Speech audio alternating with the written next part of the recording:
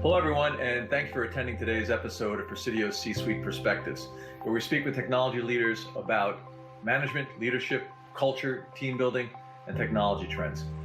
On one quick note, this event is being recorded and will be posted on Presidio.com in our video library. If you have any further questions or requests following our conversation, please feel free to contact us at inquiries@presidio.com or visit our website.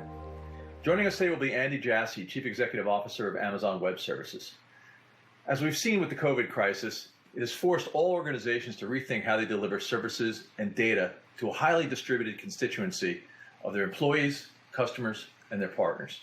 And no company is better positioned to help in this transition than AWS. Today we'll be talking with Andy about managing through a crisis, how AWS got started, leadership principles, what clients need to do to succeed, and how AWS is working toward continued diversity and inclusion. Andy launched AWS in 2006 and has managed an inventive and nimble team that has delivered more than 165 services for compute, storage, networking, databases, and a host of other enterprise-class services and applications. Today, AWS services are trusted by millions of active customers around the world, from the fastest-growing startups to the largest enterprises and leading government agencies.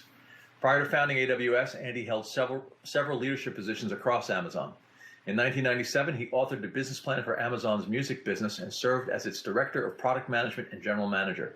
And he also started the Amazon CRM team. He led marketing and was a technical advisor to Amazon founder and CEO Jeff Bezos. Andy is active in Seattle education initiatives, serving on the board of trustees for Rainier Scholars and as a chair of Rainier's Preps Board of Directors. Thank you for joining us today, Andy. Really appreciate you being here. It's great being here. Thanks for having me. I see you're in the office today.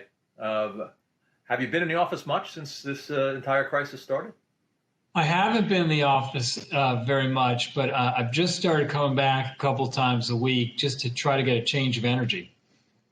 Yeah. Have you guys made any announcements on what you're doing in terms of the offices and opening them back up, so to speak? Yeah. What we've said is for those that want to come into the offices in which the shelter-in-place restrictions have been lifted, we're making the offices safe and welcome for people to come in. However, if you're in a job where you can be effective working at home, you're free to work from home until at least October 2nd. And so we're really leaving it up to our employees. Yeah, that's exactly what we've done in the same manner where cities are open and towns are open, states. We've given the same guidance. Sanitize the office, provide PPE, but the recommendation is unless you have to be there for some critical reason or some critical job function, we encourage you to continue to work at home. So when you look at this crisis, AWS, just by nature of how you've run your business forever, seem to be probably supremely prepared for a lot of this. But what were some of the biggest changes you saw or that you had to implement in the business when you saw this crisis start hitting? Well, it's been such a difficult time for so many people, and there are so many places that you want to try to help, which we've tried as well, and you just have to pick your spots, And so, I think the first thing that all of us thought about at Amazon, including AWS, was just how do we help people cope with having to be at home during the crisis? And so, if you think about how many physical stores have been shut down for the last several months. Our retail business has had to really try to help people have PPE and food and, essential items. And, and same goes for AWS. I mean, if you think about so many companies overnight had to start working virtually from home, it changes what your technology requirements are. And so just trying to help so many companies and public sector organizations be productive and have continuity as they were at home. And, I think there's some industries that really saw crazy surges. I mean, if you think about entertainment, Netflix and Disney Plus and Hulu and Prime Video, or if you think about gaming if you have a teenage kid like I do who plays Fortnite every night till 1 a.m., or Sony PlayStation, or you think about all the e-learning that was happening, companies like Blackboard and Canvas, or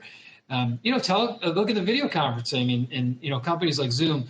All those companies predominantly run on top of AWS, where they had surges, and I think they would all tell you that they wouldn't have been able to scale if it hadn't been for the way that AWS allowed them to scale seamlessly and cost effectively and in an operationally excellent way. So just trying to help people through the crisis.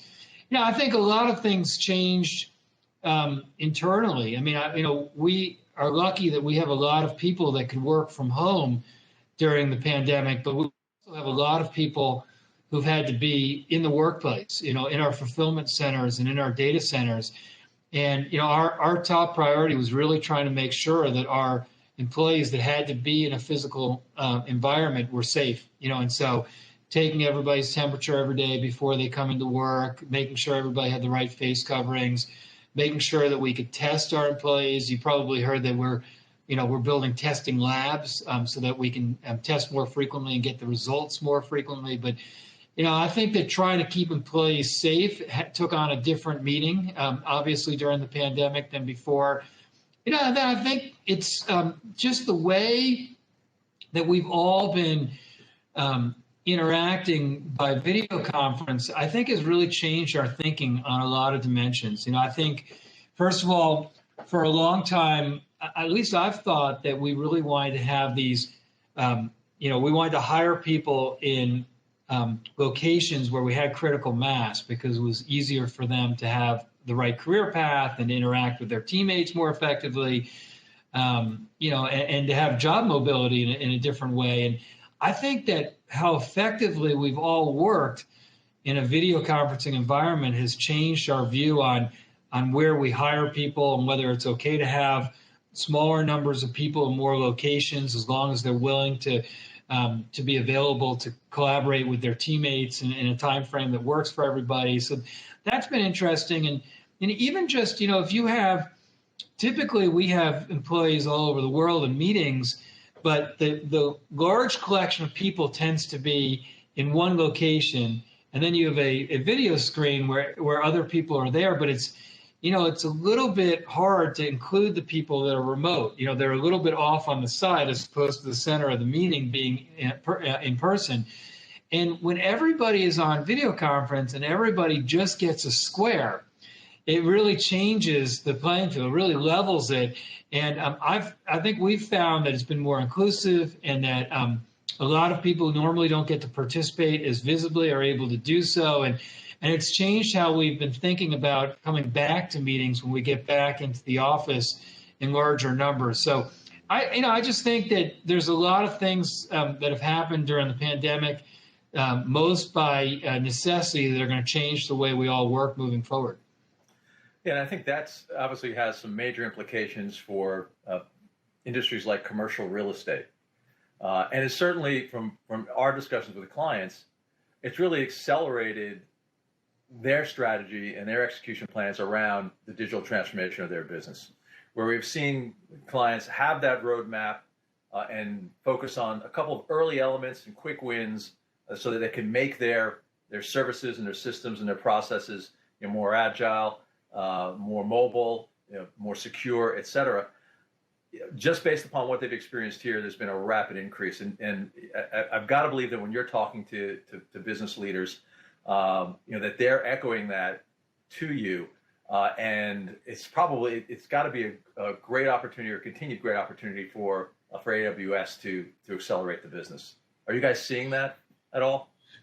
Yeah, I think that it's really interesting what's happened during the pandemic. I think if you're a business leader, the first thing you had to do was ensure that your organization could work remotely, which may seem obvious but for many, many companies, it was not obvious. That they had to make a lot of decisions quickly on technology changes that, frankly, they just hadn't confronted or thought they had a lot of time to consider, that they had to make rapid decisions on. I think that those that were already using the cloud had a big advantage because they were able to, first of all, it allowed them to save a significant amount of money from having to try and figure out, had to add capital and capacity in their physical on-premises locations. But I think even if they wanted to add that capacity, it was very difficult to do so. And I think also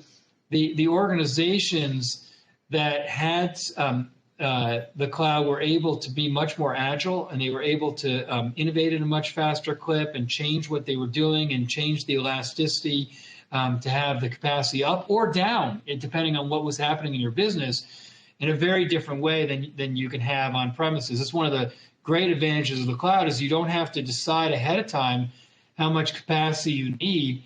If it turns out you need more, you can seamlessly scale up. And if it turns out you don't need as much, you can give it back and stop paying for it. So I think those that were using the cloud had a big advantage. And I think those that had agile cultures where they have decision-making processes and teams that are comfortable with making fast decisions, especially knowing that they can make changes. It isn't a one-way door. I think those companies have had a better time of it. Now, I think we've also seen that in the pandemic, even though a lot of companies have tried to figure out however they can save money, and there's lots of ways when you're in a crisis that you realize you can save money that maybe you weren't pursuing before. I think the pandemic has really pushed people toward the cloud for the reasons I was mentioning earlier, some of the advantages, but also I think whenever you have something discontinuous that happens in a market, we saw this back in 2008 as well, you tend to really reevaluate, is this the time to make this change that I knew I should be making before and I knew I'd need to make? Maybe this is the time to do so. And I think it's been tough for most companies to have to manage the technology piece and the surge in labor requirements and capacity requirements that COVID has brought. And so we've seen just a pretty significant shift in companies that have been thinking about the cloud for a while, really starting to make serious inroads in changing. And we've seen very similar, the clients that we had already moved down the road to create a hybrid cloud model with AWS. Those folks that had the touchless, somewhat provisioning model were able to scale into this environment really quickly, not miss a beat, support their folks in a really secure fashion, and be able to carry on. And those that didn't, there was a lot of catch up to do. And I think as this stabilizes, and hopefully, the market seemed to be performing really well recently. Hopefully that it is a V curve that we're talking about. But as we come out of it, we're expecting to see continued investment of folks to really harden these environments and a continued movement in the direction that you've been speaking of.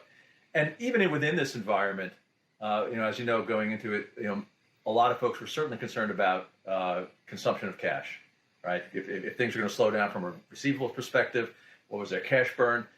And that really limits your opportunities, your abilities to do things from a CapEx standpoint, right? And so the OpEx model that can be created with AWS and a hybrid model, really plays that agility, not just in the technology, but the agility in the financial performance of the business as well, which I think a lot of people inherently knew, but you saw that, in real stark contrast as we played into this.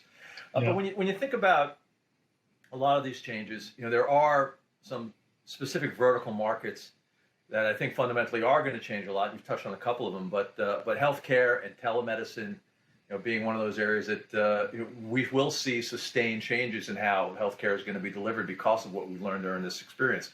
Are there any other industries that you believe have an opportunity to fundamentally alter how they serve their client base? Oh, I think there's so many. I mean, I'll just name a few. I mean, I think the telco space is changing very rapidly. And I think that 5G is a big accelerator of that. And if you think about it, if you wanted to have a mobile application of some sort that went over the mobile network and you wanted to have single-digit millisecond latency, in the old model it was hard because you had to kind of go from the device to the local network, to the regional aggregation spot, to the internet, to the cloud, and then and then all the way back. And in any mobile application or any application you want to use is going to need compute and storage and some type of capability at the edge there. And with that many hops that I explained that you typically have to go through, you would get seconds latency, but not milliseconds latency. And so 5G really changes that, along with some things that we've been working on with our telco partners. We have something called wavelength that I'll explain. But really what we found that people wanted was they wanted to have that very fast connectivity that 5G provides, along with compute and storage capabilities right at the 5G edge. So we have a capability called Outposts, which allows customers to have AWS servers, racks of servers delivered to them, and then it's got the same AWS compute and storage and database and analytics and machine learning services with the same APIs, the same control plane, the same servers. It is really just extending AWS to the edge. And so we work with our telco partners to provide that capability so that now, if you have an application that wants to run at the mobile edge, you just go from the device to the 5G location where you've got the compute and the storage, and you skip all those other hops. So you actually can have single-digit millisecond latency. And we built a service called Wavelength with some of our partners, and we started with Verizon, and we have other partners, KDDI and SK Telecom, Vodafone, where for customers that have applications like smart manufacturing or autonomous driving or gaming, where they want to push things right to that mobile edge and get single-digit millisecond latency, instead of having to learn all the semantics of the different telco providers, because you're going to run an application that traverses a number of telco networks. We provide this abstraction called Wavelength that allows you just to deploy into one zone with one set of semantics, and we do the rest under the covers for you. So I think the telco space and the 5G capabilities and what it'll allow companies use case-wise to do is going to totally change what's possible at the edge. I think industrial and manufacturing spaces are really significantly changing. And if you think about it, in all these plants and facilities, you have all these physical assets that you want to that are collecting data, that you want to collect that data, that you want to analyze that data, and you want to try all sorts of things to be more productive there. So if you think about it, every asset you have, you want to take that data and how it's operating. You want to be able to model all the different components of that asset. You ultimately want to build almost, a digital replica or a digital twin of it, so you can start to simulate what's happening and do predictive maintenance. And all of these facilities are starting to have cameras in them where you can kind of be watching in real time what's happening and what's changing in the environment. And, a lot of people who work in these facilities will tell you that the fastest way you can tell that there's a problem is by listening to what's going on before you can see what's going on. So there are so many things, in my opinion, that are starting to happen in industrial and manufacturing facilities that the cloud and IoT and machine learning are changing to make them much more productive. I think even if you look at in consumer businesses where you have customers where you have to provide support, I think the old days of kind of having these big, physical facilities of people doing support jobs, I think it'll take time to change, but I think those are going to rapidly change. If you just look at how many companies have been forced during the pandemic to do customer support, remotely, where people are doing it from their homes. And we have a service called Connect, which is, our call center service that a very large number of customers are using, and how many customers just spun up using Connect in the pandemic. I think you're going to see that people are going to be able to do support from lots of remote locations, including their homes. These are different platforms than existed before, where they were built, Connect was built from the ground up on top of the cloud and with AI embedded in it, so that, you have chatbots that are really push button easy to create. If you have a call, you don't have to have the agent spend the time afterwards writing all the notes and entering them into a database.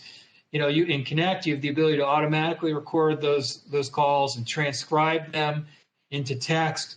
and then you can search by keywords, and you can tell the sentiment of the call by using natural language processing to have the an understanding to have the sentiment. You can tell when there were long lapses in the conversation or when people were talking over one another, which is usually a sign that things haven't gone well. I mean, there's a very different world of what support's going to look like for customers, companies that have consumers, and they're going to do it from different places than they've done in the past. So lots of changes forthcoming.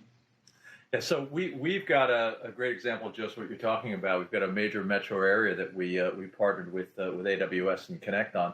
11 million citizens, 112,000 employees within the county, and they're providing support services across all agencies, and then for IT for 112,000 folks. And we moved them to a solution, a contact center solution, utilizing Connect and AWS. And the benefits they've seen have been tremendous. They were able to deflect 40,000 calls a month to the IVR. They didn't have an IVR. They've reduced hold times from 15 minutes to 2 minutes. They've seen a 60% cost savings, a 17% reduction in call volume because they're utilizing the IVR, and 57% of all IT help desks questions are now automated. So tremendous benefit in terms of financial and in the service that they're providing at a much higher level than they were ever able to provide before. And so we're seeing continued opportunities there. Now you mentioned Outpost and Wavelength and Connect, and AWS has had a real history of being extremely innovative, but extremely innovative at a rapid pace. What is it that you implemented within the culture or the operations or the methodology of the business or the processes of the business that have created this type of environment where you guys can be that agile and that responsiveness to market needs, but also needs that folks may not even know that they have yet? Yeah, I think there are a lot of ways that companies can choose to move quickly. And for whatever it's worth, in my own opinion, I think the most underrated thing in business, besides being customer focused, because everyone says they're customer focused, but very few truly are customer focused. I think other than that, the most underrated thing in business is how important speed is. I think it's disproportionately important at every size of business, at every stage of business, unless you're in a business that has no competition, which is very rare. I don't know many, if any, of those. And so I think there are lots of ways to have speed. But I think some of the ways that we pursue it, right or wrong, are a fewfold. I think the first is who we hire. We disproportionately index on hiring what we consider builders. And we think of a builder as somebody who likes to invent, as somebody who likes to look at a customer experience and look at what may be wrong with that customer experience and seek to reinvent it, as somebody who realizes when you get to launch, it's not the finish line, it's the starting line. There's hardly anything any of us build is an overnight success. It always requires listening to customers and innovating and iterating on their behalf. And so we try to disproportionately hire builders, and then we try to organize our builders into as separable and autonomous teams that own their own destiny as possible. In the early days of Amazon, when we were organized more functionally, you would find that the product managers would say, oh, this would have gotten done faster if the engineering team had delivered quicker. And the engineering team would say, oh, this would have gotten done faster if the requirements were done faster by the product managers. And the operations people would say, oh, this would work better if the engineering team hadn't just built it and threw it over the wall to us to operate. And what we do is we try to organize our teams so that all those key components that comprise a product and a team are organized together on the same team. And what you find is that finger pointing goes away because you all own the issue together. And you see that if you're building the software and you're going to be paged at 2 a.m, you have a tendency to build that in a more fault-tolerant way. And so, I think that the amount of ownership and the feeling like you control your own destiny and aren't reliant on other people, so you don't kind of allow yourself to play the victim role, is really different when you're organized in these separable autonomous teams that own their own destiny. Now, I think the third thing is that we give our teams here at Amazon the same building blocks that we give all our external customers in AWS to be able to move quickly. And I think that one of the most underrated parts of Amazon and least explored parts of Amazon, in my opinion, over the last 10 years has been just the blazingly fast rate with which our consumer business innovated. And they will tell you that a significant part of that is because they've been able to use AWS to go much faster, save money, and also innovate at a clip where they didn't have to do all that building themselves. And then, I'd say two other things. I think at most large companies, especially as they get bigger, the culture just naturally tends to get more conservative. And I think that a lot of the leaders that go into new meetings on new ideas walk into the meetings looking for ways to say no. And not because they're ill-intended or because they don't care about new initiatives. It's just they have a lot on their plate. It feels like, how am I going to manage that on top of everything else that I'm doing? And you tend to kind of have, you tend to be more risk averse, and I would say that inside Amazon, just the way the culture works is really the opposite of that. I think that if you ask any senior leader inside of Amazon, our favorite meetings are the ones where we get to explore new ideas. And most of what we're doing as leaders in those meetings is trying to problem solve with the team to get to yes. And we don't say yes all the time, but we say yes, I think, a lot more than others. And I think another reason why we say yes has to do with how we're organized, as I was mentioning earlier. If you're comfortable being organized in a decentralized fashion, a lot of these small, autonomous, separable teams, one more single-threaded team, as opposed to thinking I have to manage it all. If you have these separable, autonomous teams, and I think the last thing is that you have to build a culture that is comfortable failing, and that actually is easier to say than do. If I look at Amazon, we have an extremely achievement-oriented culture where you have a lot of people who are used to succeeding and desperately want to succeed. And so it's hard to contemplate failing and tell people it's okay to fail. But I think if you're going to invent and you're going to push the envelope and you're going to try lots of things, you have to be comfortable failing. And I think that one of the experiences we always think about that is illustrative of that is our experience with the phone, where it was not a success, at least not in terms of the output results. But we always measure our progress and our results here at Amazon by inputs and outputs. Output, the ultimate output for a company is your share price, or other outputs are profit or free cash flow or revenue. But you can't manage the outputs. You have to manage the inputs that drive the outputs. And so we spend the vast majority of our time assessing ourselves and how we do on the inputs in our business. And if we looked at the phone, there were a lot of great inputs. We hired a great team. We thought we had a clever plan. We built great technology. We built it in a reasonably quick fashion. It turned out our value proposition didn't end up being differentiated enough to resonate with customers. But there were a lot of good inputs where we could take the good work of those folks that worked on it, as well as some of the technology pieces, and move them to other initiatives that we thought could add value. And I think if you have an approach where you're going to innovate quickly and you're willing to make mistakes, especially when you're walking through two-way doors where you can walk back and still survive, and you hire builders, you organize them in autonomous, separable ways, you give them building blocks like AWS, you look to say yes to a lot of ideas, and you tolerate failure, you find that you have a culture where you have a lot of people that are comfortable advancing new ideas and working on the new ideas as well.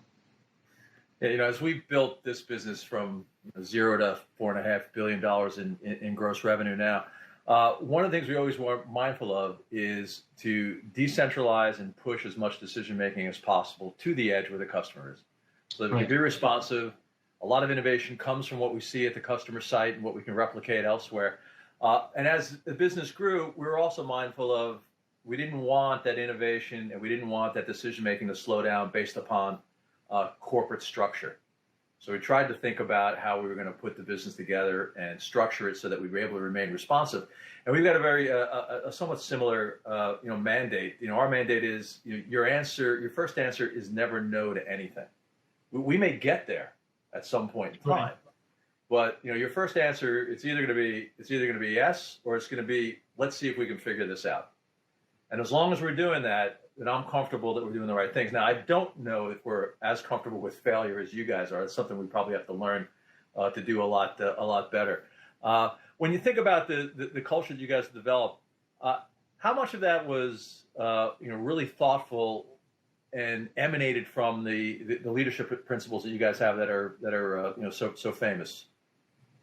I think a lot of it. I think that, in my opinion, our leadership principles have been the most important part of scaling our company. Scaling into the number of people we have. The large number of people we have, the large number of locations that we're in, and as the business has gotten larger, keeping us grounded and centered on what really matters. And it's funny. In the early days, we had really a couple different types of leadership principles. We had leadership principles and we had core values, and they were both, well thought through, overlapping in some cases, different in other cases. It really wasn't until we decided on a single set of leadership principles, which we spent a painstaking amount of time as a senior leadership team crafting together. And kind of an embarrassing amount of time, maybe, just how careful we tried to be, and we look at it pretty regularly as we evolve them over the years, but very intentional. And I think we have these 14 leadership principles, and they're all I think very important to how we operate as leaders and as a culture. But I think I find them quite useful, and I'll kind of give you a couple that I think are two of my favorites that I find useful. The first is being right a lot. We say leaders are right a lot. And that one, when we first developed it and rolled it out across the company, I think sometimes people thought that what we really meant was that your opinion was right. So if you got in a debate, whoever was right in the debate tended to be a better leader. And, the principle is really about how important judgment is for leaders.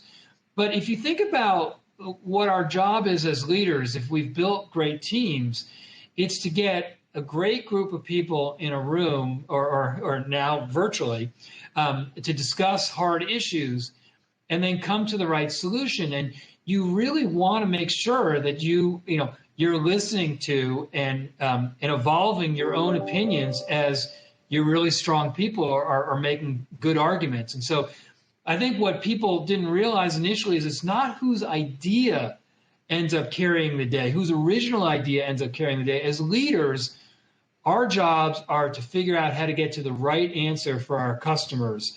And so having the right teams, listening carefully, changing your opinion. It's funny, in politics, if you change your opinion, you're considered a waffler and weak in some fashion.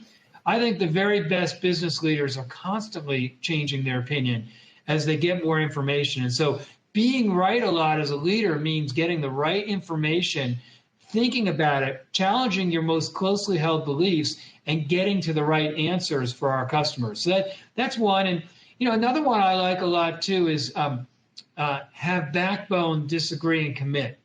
And so what that's intended to mean is that we don't just welcome people to express their opinion when they're disagreeing with where we're headed, if they think it's the wrong place for customers. We expect people to speak up and advocate for customers. And so you have to have that backbone. But, we don't want, like sometimes what happens at companies is that you have this unspoken social cohesion that happens. Where people don't want to challenge each other, or don't want to disagree with each other, or don't want to be perceived as being sharp with one another. And, I think the way we think about our culture is that we want a truth-seeking, truth-telling culture.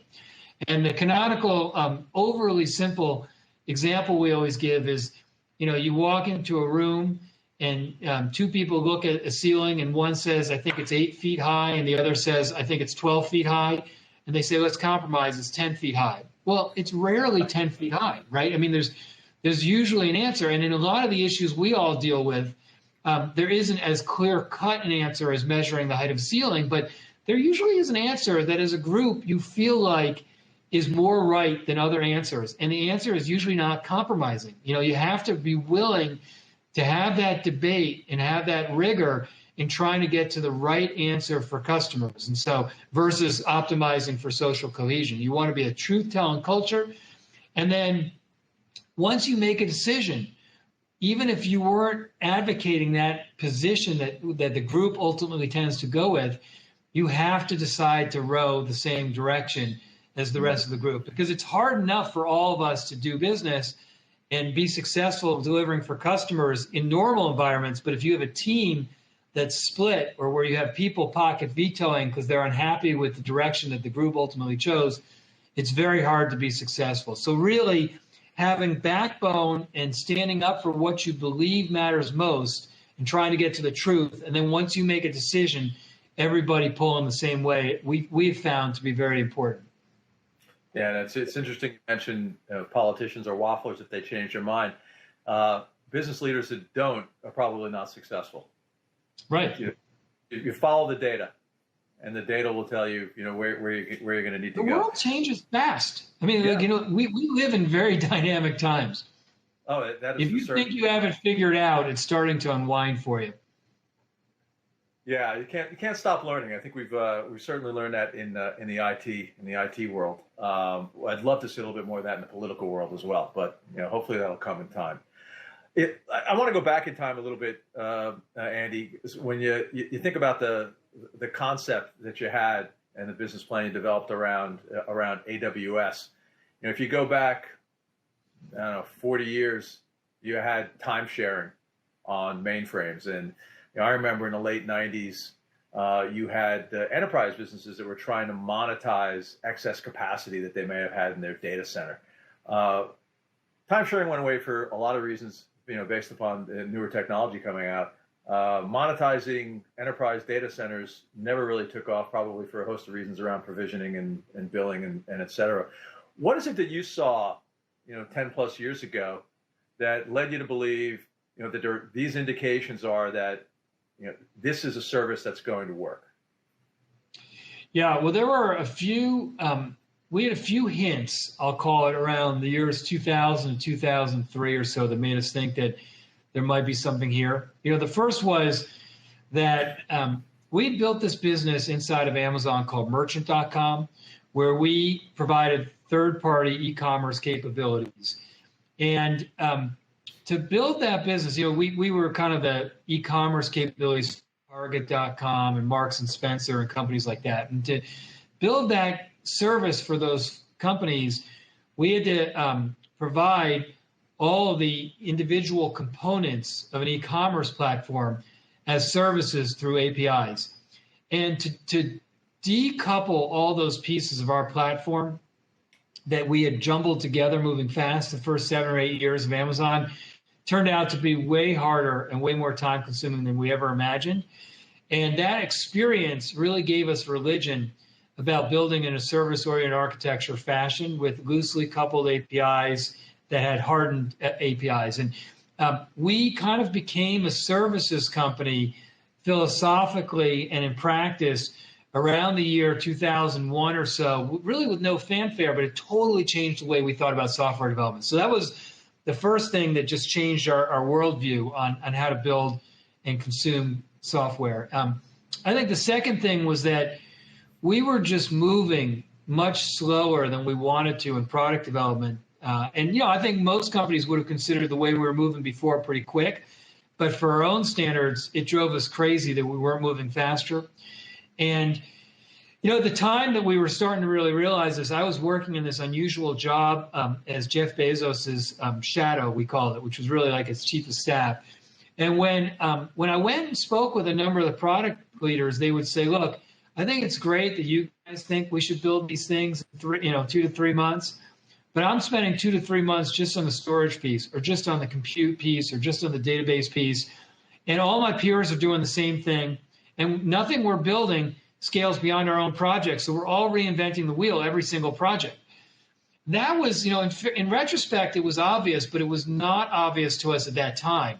And so we started to realize that there was this real thirst and hunger inside of Amazon to have reliable, scalable, cost-effective infrastructure services. When we asked those teams, we said, how much of your time for your projects is spent on what really differentiates your project versus the infrastructure pieces? And they said, actually, it's 80% of my time on that undifferentiated heavy lifting, and only 20% of my time on what differentiates what I'm trying to build. And we really wanted to flip that equation on its head, which is how you actually innovate at a much faster clip. And then the third thing that was going on was we were doing this offsite at Jeff's house as a senior leadership team, where we had written on the whiteboard consumers and all the different offerings we were offering for consumers. And then we had sellers and all the things we were trying to build for our e-commerce sellers. And we wrote down developers/enterprises. And we asked ourselves, if you believed that enterprises and developers would build applications from scratch, if the right selection of these infrastructure services existed, what would the world look like? And when we looked at that, we said, we actually believed we had a lot of data points internally and a few externally that if all those infrastructure services existed, people would build their applications that way and be able to move much more quickly. And then we looked at that in mid-2003, and we realized that none of those key capabilities that would comprise really a cloud or really a cloud set of services or platform, none of those capabilities existed. And when we thought about what we were good at, we'd always been a technology company at our heart, but one that applied it to retail first, but always a technology company. We realized we could build a lot of those key capabilities that allowed folks to have that internet operating system or that cloud set of services. And we also thought about the fact that if we found ourselves having this issue and we were a strong technology company, also stood to reason that lots of other third-party companies would find this useful as well. And so with that, we decided to build this infrastructure technology platform that became AWS, that allows any company or any individual, no matter what size of organization you have, to build your technology applications on top of our technology infrastructure platform. And one of the things that you guys continue to invest in as you grew the business has been your partner community, and we've been working with the partner group probably for the last 2 or 3 years, and we've seen tremendous success and innovation and collaboration in bringing really cutting edge business valued solutions to our clients together. And Doug Hume and the team have been terrific to work with and very strategic, which we really like to see. So when you think about the partner community, I'm not sure that every customer that's out there really recognizes that AWS has this robust partner community. So what's your message to them in terms of the type of value that you believe they should be able to get from a partner like Presidio, working with them on their AWS projects? Yeah, I think when companies are moving to the cloud, they're moving for the benefits we talked about, which is you get to turn capital expense to variable expense. It's a lower variable expense than you can do on your own. You get elasticity, and then it allows you to move much more quickly. So most companies we speak with are very excited and get the benefits, but a lot of them need help to move, and they either they have to think about a thoughtful way to migrate. They have to think about the sequence in which they migrate. They have to think about which applications are simple to move and which ones should go last because they have the most dependencies and legacy. They have to think about which ones can I easily lift and shift into the cloud versus which ones need to be re-architected. And then if I need to re-architect them, how do I re-architect them to be successful in a cloud environment?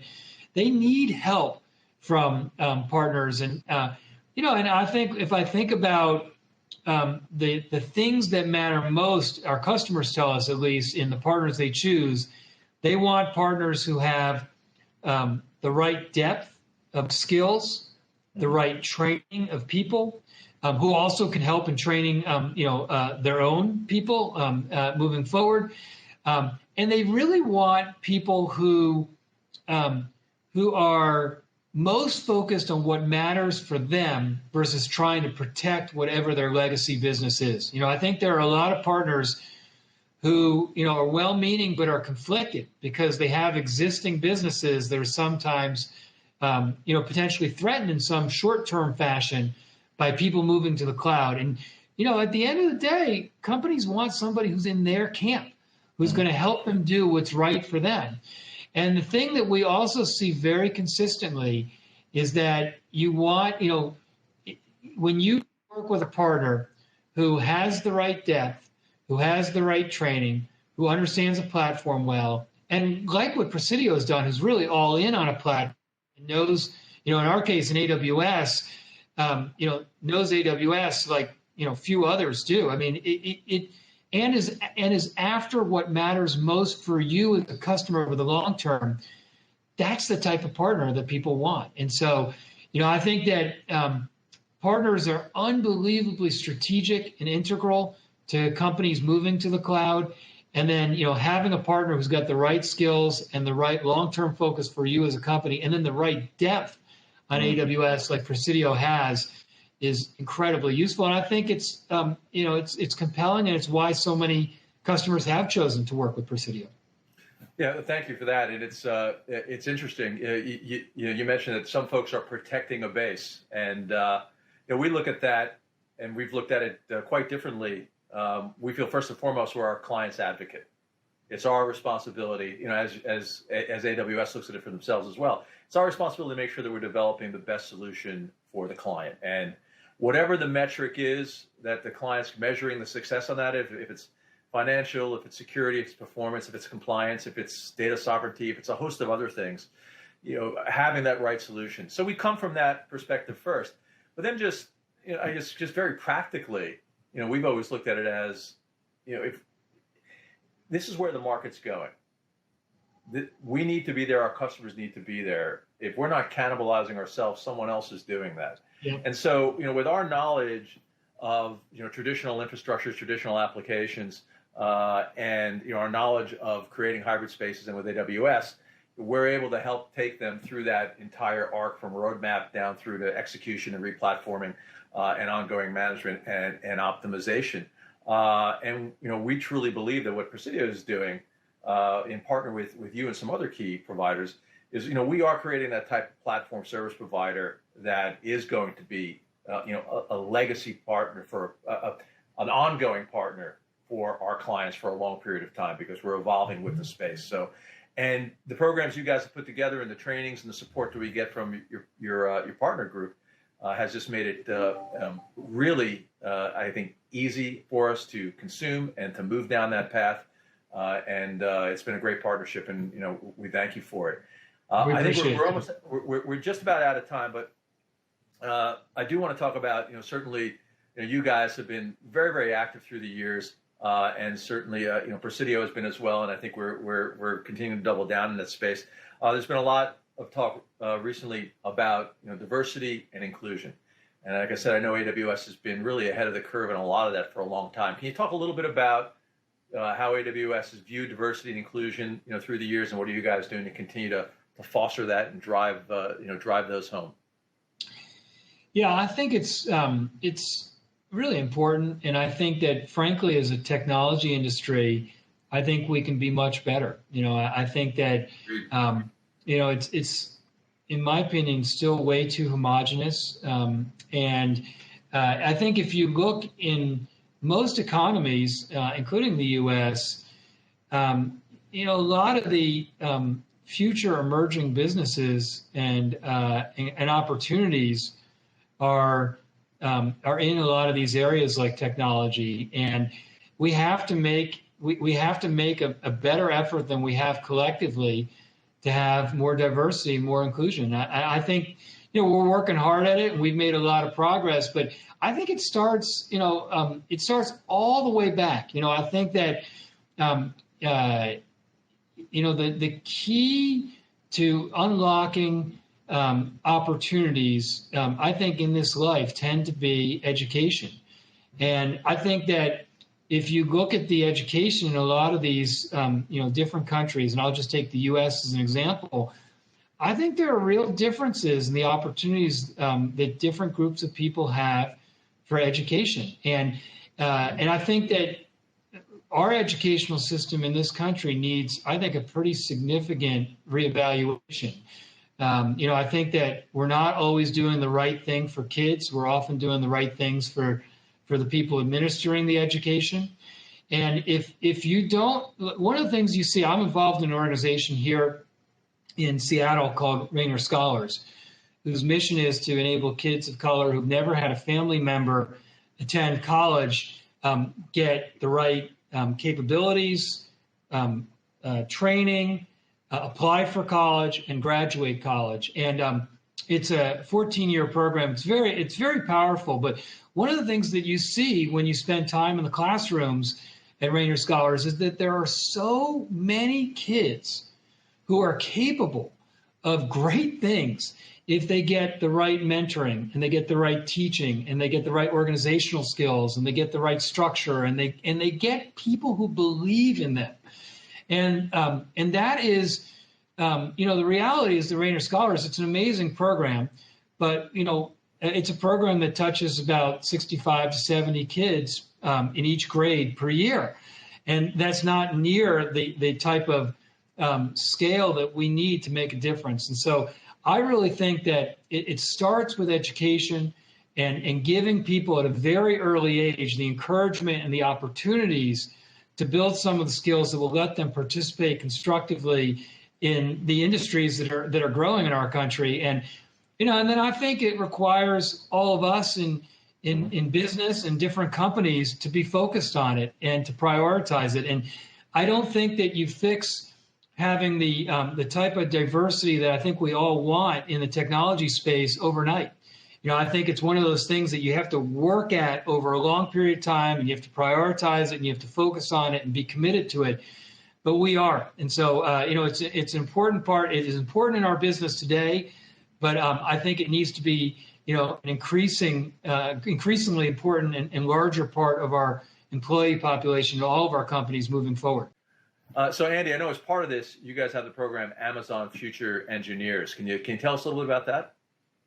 Yeah, it's a program that we've built over the last couple of years, whose aim is to enable people who want to be engineers but come from backgrounds where maybe they weren't naturally going to get the training and the instruction to be an engineer or a computer scientist to be able to get it. And so we sponsor thousands of people, starting in middle and high school, and then ultimately in college as well. And again, when you think about how do you actually reach out and help groups of people who don't naturally have the right instruction and mentorship to participate in the economies that are going to be successful moving forward, you need programs like Amazon Future Engineer. And so it's a program that has been very successful so far, and we're continuing to expand. That sounds terrific. And to your earlier point, getting those skill sets early enough so that they can then transfer those into a higher education experience and then into the workforce is critical. So kudos to you and the team. That's terrific work. Listen, thank you very much for your time today, Andy. It's been really instructive. I think our client base is going to love what you've said about technology and about leadership and how you build your business and organizations. And thank you very much. I appreciate you coming in today. I appreciate your having me, and it was great to have a chance to chat with you. I want to thank Andy Jassy for joining us today and sharing his insights in so many areas that are so important to many of us on this call. As previously mentioned, a recording of this event will be accessible on Presidio.com, and we encourage you to further connect with us at inquiries@Presidio.com. Stay tuned on June 24th at 10 a.m. Pacific time and 1 p.m. Eastern time. We're continuing this series with a conversation with Bipul Sinha, co-founder and CEO of Rubrik. To register, please visit Presidio.com. Have a great day, everyone.